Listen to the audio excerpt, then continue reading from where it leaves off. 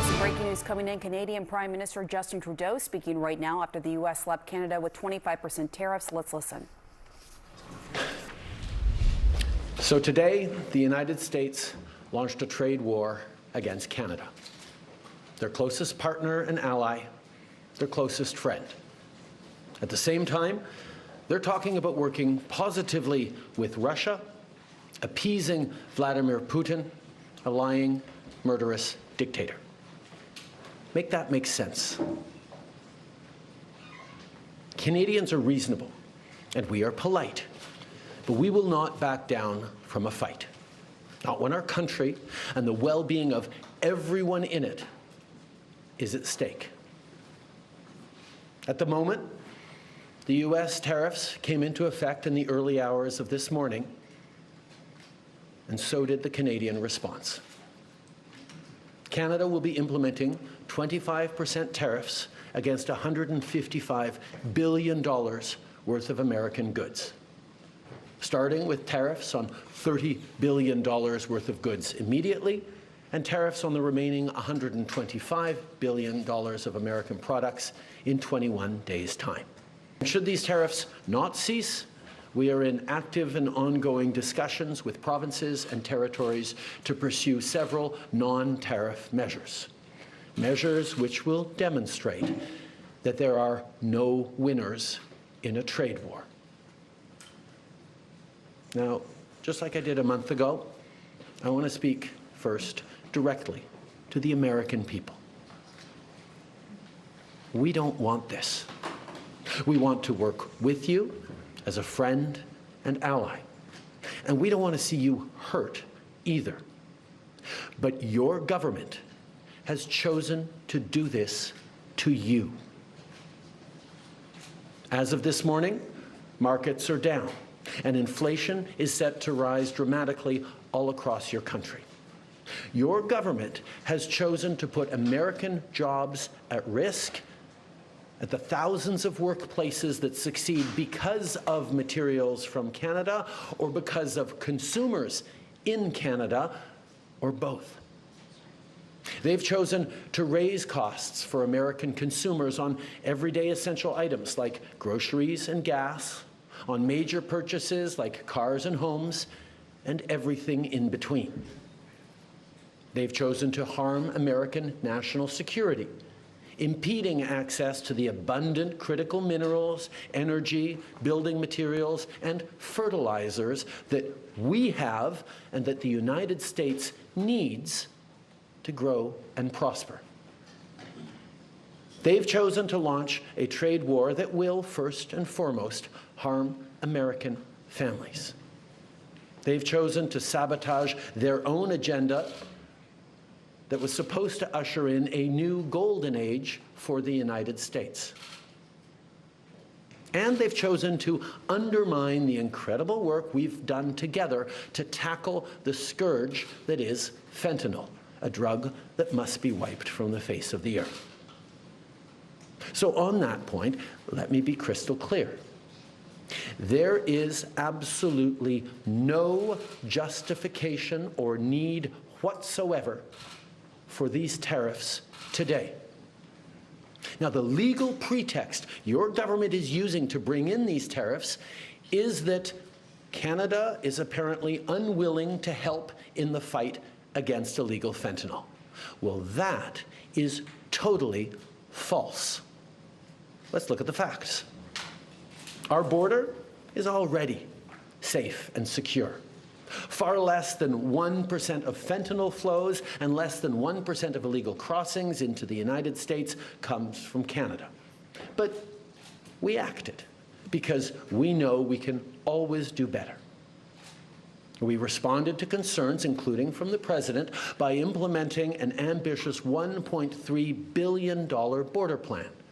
A border plan that includes generational investments in new AI and imaging tools to stop the flow of fentanyl in its tracks, stronger coordination and information sharing with American agencies, along with the deployment of drones, helicopters, and additional personnel to keep our border secure. Now, a month ago, as part of an agreement with the United States that paused the tariffs, we made further commitments.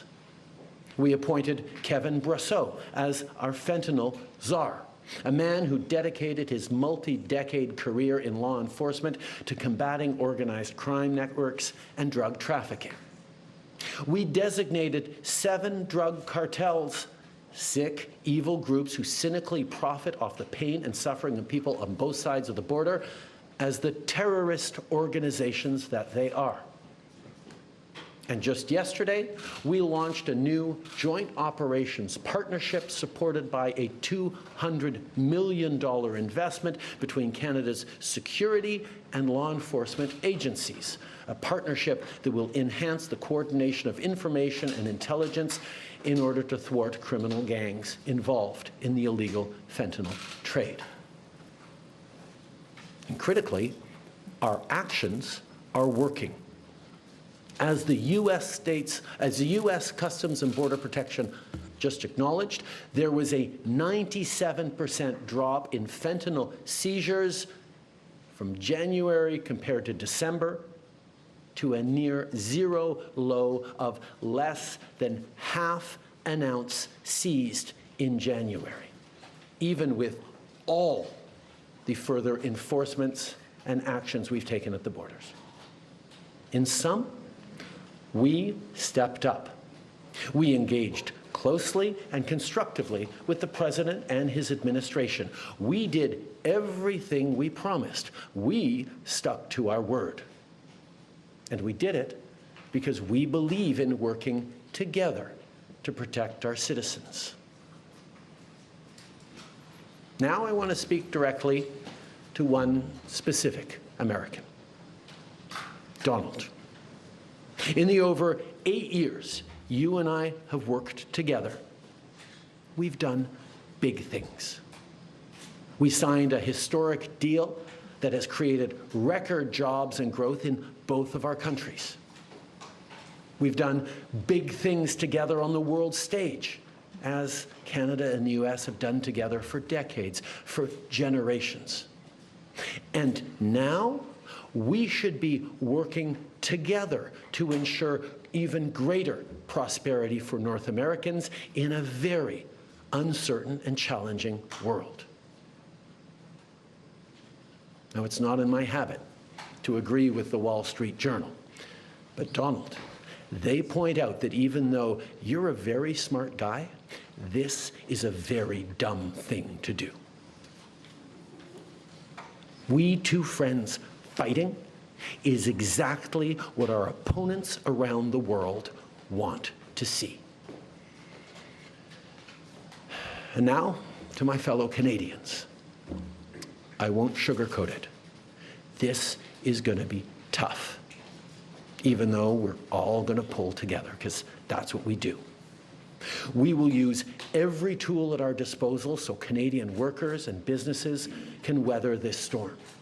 From expanding EI benefits and making them more flexible to providing direct supports to businesses, we will be there as needed to help.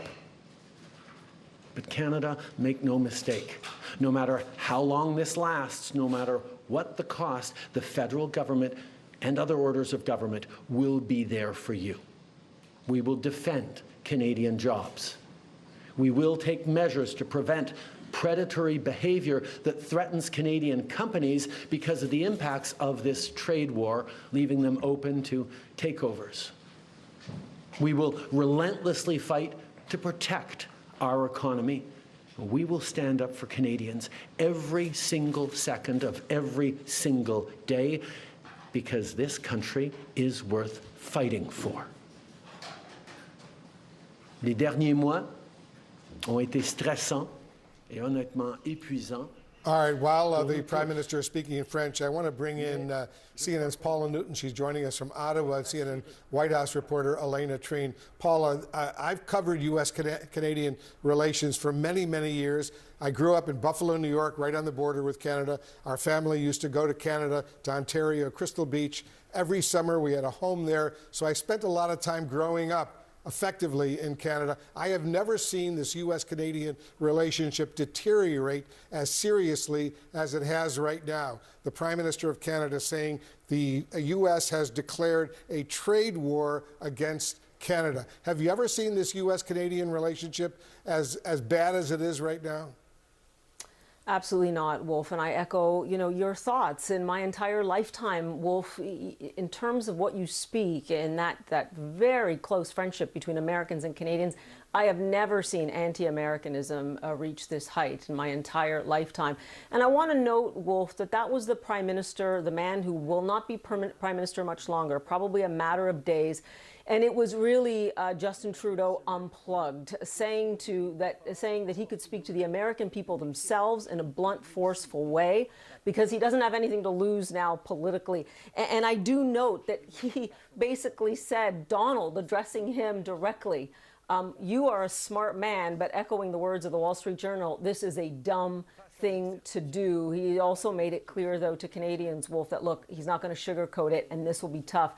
Wolf, what's interesting here is that so many people across Canada are echoing what the Prime Minister has said. We have had leaders of provinces say that they're actually breaking up with America.